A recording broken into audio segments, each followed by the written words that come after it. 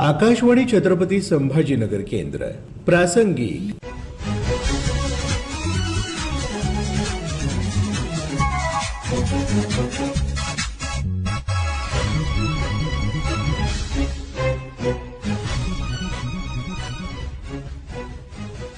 छत्रपती संभाजीनगर जिल्हा आणि परिसरात गेल्या काही दिवसांपासून किमान तापमानात मोठी घट झाली आहे.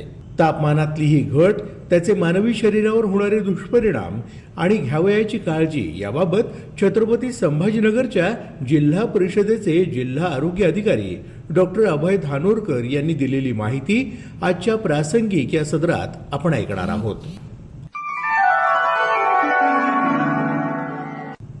आरोग्य म्हणजे फक्त वैयक्तिक आजार नाही, तर तो कुटुंब, गाव, शहर आणि पूर्ण जिल्ह्याचा विषय आहे. दरवर्षी थंडी सुरू झाली की आपण आपल्या जिल्ह्यामध्ये पाहतो की बऱ्याचशा प्राथमिक आरोग्य केंद्र, उपजिल्हा रुग्णालय, शासकीय वैद्यकीय महाविद्यालय इथे सर्दी, खोकला, ताप, दमा, न्यूमोनिया, हृदयविकार, सांधे, स्ट्रोक, सांधेदुखी अशा अनेक रुग्णांची संख्या लक्षणीयरित्या वाढते. आणि आकडेवारी अशी सांगते की थंडीतील किमान 60 ते 70% आजार हे प्रतिबंधात्मक आहेत. म्हणजे त्यांची योग्यरित्या काळजी जर घेतली तर हे आजार सर्व टाळता आले असते. आज आपण पाहू की थंडीचा शरीरावर होणारा परिणाम आणि त्यामध्ये वैद्यकीय परिणाम तसेच सामाजिक आरोग्याच्या दृष्टीने जे काही परिणाम होतात ते आपण पाहणार आहोत. तर याच्यामध्ये महत्वाचं म्हणजे थंडीच्या वातावरणातील जे कमी झालेलं तापमान असतं त्याच्यासाठी शरीर स्वतःला वाचवण्यासाठी काही नैसर्गिक बदल करत असतं. त्यातला पहिला बदल म्हणजे आपल्या रक्तवाहिन्या आकुंचन पावतात. याच्यामुळे रक्तप्रवाह कमी होतो आणि याचाच परिणाम म्हणून रक्तदाब वाढतो आणि हृदयावर ताण येऊ शकतो. दुसरा महत्वाचा परिणाम म्हणजे आपले श्वसन मार्ग कोरडे होतात. थंडीत आपल्याला जाणवतं की हवा कोरडी असते जास्त, ज्यामुळे जंतू संसर्ग पटकन होतो. आणि तिसरा परिणाम म्हणजे आपले सांधे जे आहेत ते सांधे आकडतात. त्याच्यामुळे सांध्यांमध्ये वेदना वाढतात आणि त्याच्यामुळे आपण म्हणतो की थंडीमध्ये सांधेदुखी जास्त होती. ग्रामीण भागात जर आपण पाहिलं तर थंडी बरोबरच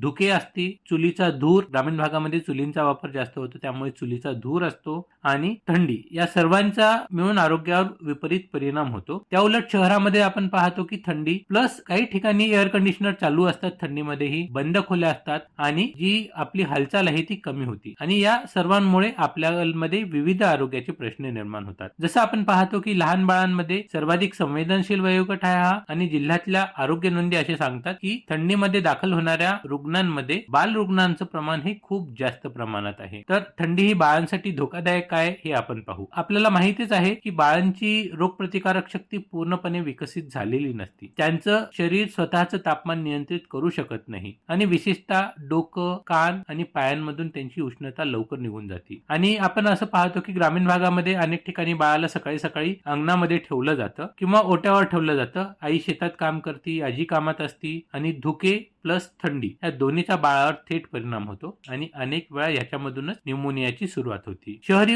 भागामध्ये आपण पाहतो की शहरामध्ये बाळाला एसी मध्ये झोपवलं जातं. बाहेर ऑलरेडी थंडी आहे, आतमध्ये सुद्धा थंड हवा आहे आणि तापमानातील या फरकामुळे सर्दी खोकला त्या रुग्णांमध्ये खूप जास्त वाढ होती. तर याच्यासाठी आपल्याला काय करणं आवश्यक आहे, तर बाळाचं डोकं, कान आणि पाय हे पूर्णपणे झाकलेले असावेत. बाळाला खूप जास्त कपडेही घालायचे नाहीयेत जेणेकरून त्यांना घाम येईल. ते फक्त उबदार असतील असं पाहायचं आहे. बाळाला जो आपण आहार देतो, दूध देतो, पाणी देतो, हे कोमट देणं अपेक्षित आहे. त्याचबरोबर श्वास घेताना जर आवाज येत असेल, छाती आत ओढली जात असेल तर तात्काळ आपल्याला दवाखान्यामध्ये घेऊन जायचं आहे. ह्यासाठी कोणतीही हयगय करून चालणार नाही. त्याचबरोबर जर आपण शाळकरी मुले पाहिले 15 वर्षा वयापर्यंतचे, तर हे आपल्या जिल्ह्याचं भविष्य आहे. हा वयोगट आरोग्यदृष्ट्या मजबूत असतो, पण त्यांच्या काही सवयी चुकीच्या असतात. जसं ग्रामीण भागामध्ये आपण पाहतो पायी पायी शाळेला जाणे, थंड पाणी पिणे हातपंपाचं डायरेक्टली, अपुरे कपडे घालणे. शहरी भागामध्ये जॅकेट वगैरे सर्व घालतात पण वरून थंड पेयही पिली जातात. हिवाळ्यामध्ये फास्ट फूड, रात्री उशिरापर्यंत मोबाईल पाहतात, जागरण जास्त होतं, त्याचा आरोग्यावर विपरीत परिणाम होतो. आणि बरेचदा या सर्व बाबीमुळे घसा दुखणे, टॉन्सिल, सततची सर्दी, पुढे दमा, ॲलर्जी हे असे वेगवेगळे प्रकारचे आजार ह्या बालकांमध्ये दिसत असतात. तर याच्यासाठी आपण त्यांना जे पाणी पिण्यात देतो ते कोमट पाणी असावं. थंड पदार्थ जे आहेत ते मर्यादित प्रमाणात द्यावेत. आजारी असताना शाळेत न पाठवणे योग्य. त्यासाठी पालकांचा आणि शिक्षकांचा समन्वय असावा, कारण आजारी मुलांना जर तुम्ही शाळेत पाठवलं तर त्याचा तर आजार बळकावतोच, पण इतरांनाही देखील आजार पसरण्याची भीती भीती असते. जर आपण किशोर किंवा तरुण पाहिले 30 वर्ष वयोगटापर्यंत, हा वयोगट स्वतःला एकदम मजबूत समजतो, पण थंडीमध्ये हा वयोगट निष्काळजीपणा करतो आणि निष्काळजीपणामुळे जे वेगवेगळे आजार होतात. जसं सकाळी शहरामध्ये जर आपण पाहिलं की जॉगिंगला जातात पण वॉर्मअप करत नाही. कोणतेही व्यायाम करण्याच्या अगोदर आपली जी बॉडी आहे ती थोडी आपण गरम केली पाहिजे, म्हणजे वॉर्मअप केलं पाहिजे. त्यानंतर जिम नंतर बरेचदा डायरेक्ट थंड हवेमध्ये एसी मध्ये येतात, ही सुद्धा आपल्या आरोग्यासाठी घातक आहे. कमी झोप घेतली जाते आणि जर ग्रामीण भागामध्ये पाहिलं तर पहाटे शेतात जातात, थंड पाण्याने आंघोळ केली जाते आणि अंगभर कपडे पूर्ण वापरले जात नाही. त्यामुळे बरेचदा स्नायूमध्ये दुखापत होणे, दम्याची सुरुवात होणे, बीपीचा त्रास होणे, या सर्व गोष्टी या वयोगटामध्ये दिसू शकतात. त्यामुळे आपल्याला व्यायामापूर्वी शरीर गरम करायचं म्हणजे वॉर्मअप करायचं आहे. धूम्रपान आणि मद्यपान टाळायचं आहे आणि पाणी पिताना कोमट पाणी पिणे, काढा पिणे, सूप पिणे आणि किमान आपली झोप जी आहे ती 7 ते 8 तास असायला पाहिजे. जे मध्यमवयीन ग्रुप आहे म्हणजे 30 वर्ष ते 50 वर्ष वयोगट, हा आपल्या कुटुंबाचा आधारस्तंभ असतो. या वयामध्ये आजार हळूहळू सुरुवात व्हायला चालू होत असते. ग्रामीण भागामध्ये सतत काम करणारा हा वयोगट आहे. थंडीची पर्वा करत नाहीये. नियमित तपासणी सुद्धा या वयोगटामार्फत केली जात नाही आणि शहरी भागामध्ये खूप जास्त स्ट्रेस घेणारा हा वयोगट आहे. त्याचबरोबर पैसे काम करणारा हा वयोगट आहे. त्यामुळे साहजिकच हालचाल कमी होती आणि जे नॉन कम्युनिकेबल डिसीजेस आहेत म्हणजे असंसर्गिक आजार आहेत, ज्यामध्ये उच्च रक्तदाब, मधुमेह, हृदयविकार, तर ह्यांचं प्रमाण ह्या वयोगटामध्ये वाढलेलं असतं. तर यासाठी आपल्याला नियमितपणे तुमचं बीपी आणि साखरेची तपासणी करून घ्यायची आहे. जर डॉक्टरांनी तुम्हाला काही औषधे सुचवलेली असतील तर ती औषधे नियमितपणे घ्यायची आहेत. रात्रीचं जागरण टाळायचं आहे आणि संतुलित आहार घ्यायचा आहे. संतुलित आहारामध्ये आपल्याला जे काही एनर्जी देणारे फूड्स आहेत, त्याचबरोबर जे पोषक असे आहारातले पदार्थ आहेत ते सर्व घ्यायचे आहेत. त्यानंतर ज्येष्ठ नागरिक म्हणजे सर्वात जास्त धोकादायक, ज्यांना थंडीचा जास्त धोका असतो, हा वयोगट आहे आणि जिल्ह्यातील थंडीतील मृत्यूपैकी ज्येष्ठांचा आकडा हा प्रत्येक ठिकाणी जास्तच असतो. जर ग्रामीण भागामध्ये चुलीचा धुरासोबत यांचा संपर्क जास्त असतो, थंडी प्लस दमा यांच्यामध्ये जास्त दिसून येतं आणि उपचार घ्यायला ही मंडळी उशीर करतात. बरेचदा अंगावरच काढू असं यांचं जो बिहेवियर असतो तो यांना जास्त धोकादायक असतो. शहरी भागामध्ये बीपी, स्ट्रोक, हार्ट अटॅक असे प्रमाण ह्या ज्येष्ठ नागरिकांमध्ये जास्त प्रमाणात दिसून येतात. त्यामुळे आपण सकाळी ऊन आल्यानंतरच बाहेर पडणं अपेक्षित आहे. कोणते थंडीमध्ये किंवा रात्री उशिरा यांनी बाहेर पडू नये. बाहेर पडत असताना आपली मान, छाती आणि पाय हे झाकलेले असावेत. आपल्याला जी काही औषधी डॉक्टरांनी दिलेली आहे ती वेळेवर घ्यावी, कारण थंडी हा आजार नाहीये तर निष्काळजीपणा हा आजार आहे. जसं आपण सर्वांना सांगितलं त्याच पद्धतीने गरम पाणी पिणे, स्वच्छता राखणे, संतुलित आहार घेणे आणि पुरेशी झोप घेणे हे महत्वाचं आहे. त्याचबरोबर कोणताही आजार हा अंगावर काढू नये. त्यामुळे मी सर्व नागरिकांना असं आवाहन करतो की आरोग्य यंत्रणा ही तुमच्यासाठी आहे, पण याच्यामध्ये तुमची जबाबदारी ही पहिली आहे. आज आपण थंडीत काळजी घेतली तर दवाखान्यातली गर्दी कमी होईल, खर्च कमी होईल आणि आयुष्य आपलं सुखी आणि निरोगी राहील. आता आपण हिवाळ्यामध्ये गरोदर मातांना येणाऱ्या समस्यांबद्दल चर्चा करू. हिवाळ्यामध्ये गरोदर मातांना जे आपण पाहतो कॉमनली सर्दी, खोकला, ताप, घसा दुखणे, त्वचा कोरडी पडणे, ओठ फुटणे, पाणी कमी पिल्यामुळे निर्जलीकरण म्हणजे डिहायड्रेशन, त्याचबरोबर सूर्यप्रकाश कमी मिळाल्यामुळे व्हिटॅमिन डी ची कमतरता होऊ शकते आणि या सर्वांमुळे संसर्गजन्य आजाराचा धोका सुद्धा होऊ शकतो आणि याचा सर्वांचा परिणाम आईच्या आरोग्यावर तर होतोच, पण बाळांच्या वाढीवर सुद्धा होऊ शकतो. त्यामुळे हिवाळ्यात जे आहे आई आणि बाळासाठी महत्वाचं आहे की त्यांचा आहार कसा असावा. आहार हा संतुलित असावा. आहारामध्ये हिरव्या पालेभाज्या जसं मेथी, पालक, शेपू, हंगामी भाज्या, गाजर, बीट, फ्लॉवर किंवा जे प्रथिनेयुक्त आहार आहे, डाळी, चणे, राजमा, दूध, दही, ताक आणि डॉक्टरांनी जर परवानगी दिल्यास अंडी, फळ्यामध्ये संत्री, मोसंबी, सफरचंद, पेरू, सुकामेवामध्ये बदाम आणि मर्यादित प्रमाणात काही प्रमाणात अक्रोड, तर हे आपण आहारामध्ये समाविष्ट करू शकतो. फार थंड पदार्थ, बाहेरील तेलकट आणि जंक फूड, कच्चे किंवा अर्धवट शिजलेले अन्न पदार्थ हे आपल्याला टाळायचे आहेत. पाणी कमी वाटलं तरी आपल्याला दिवसाला पुरेसं पाणी प्यायचं आहे, जेणेकरून आपलं डिहायड्रेशन होणार नाही, कारण हिवाळ्यामध्ये तहान लगेच लागत नाही. त्यामुळे पाणी पिण्यामध्ये बरेचदा कमी दिसून येते. त्याचबरोबर हिवाळ्यामध्ये स्वच्छता आणि संसर्गापासून संरक्षण हे सुद्धा आवश्यक आहे, ज्यामध्ये आपल्याला वारंवार साबणाने हात धुणे, आजारी व्यक्तीपासून शक्यतो दूर राहणे,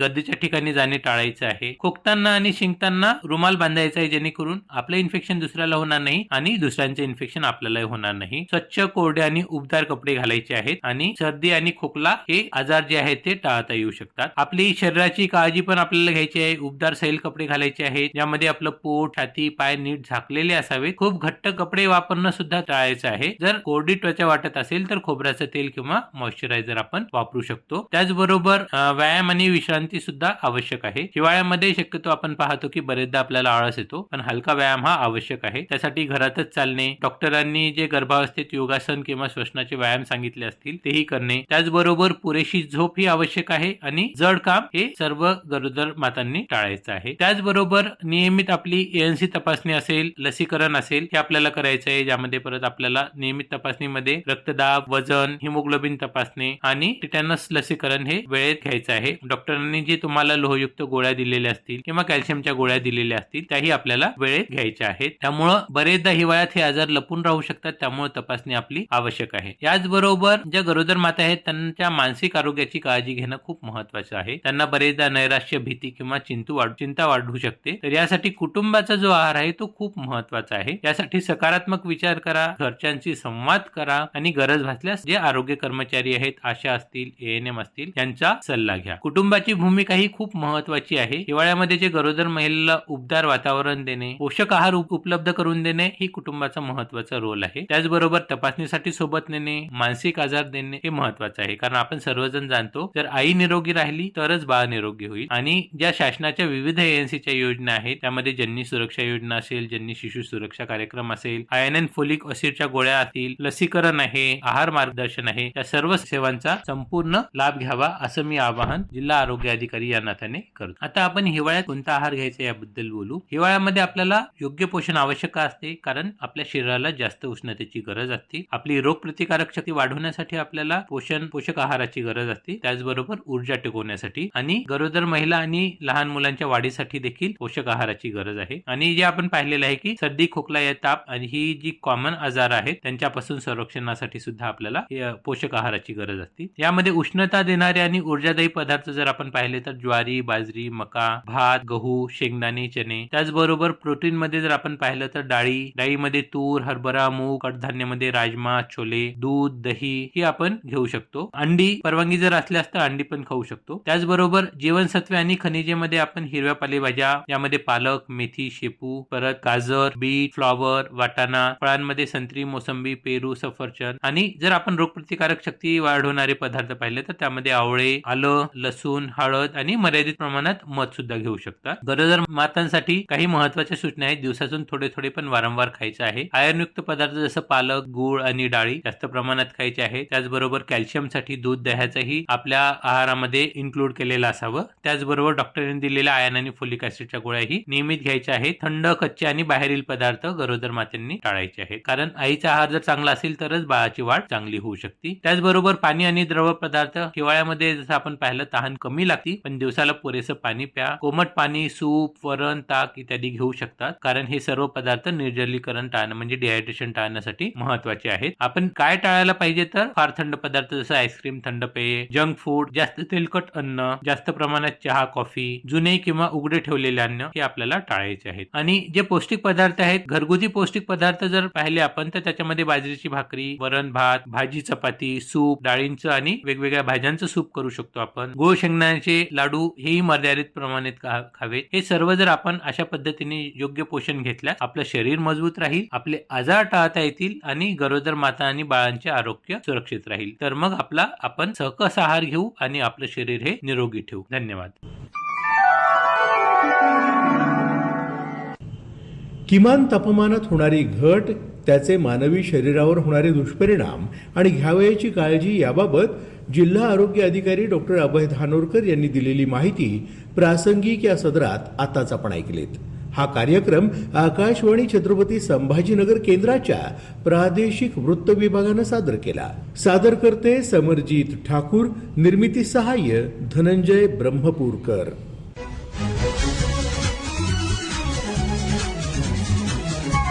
Thank you.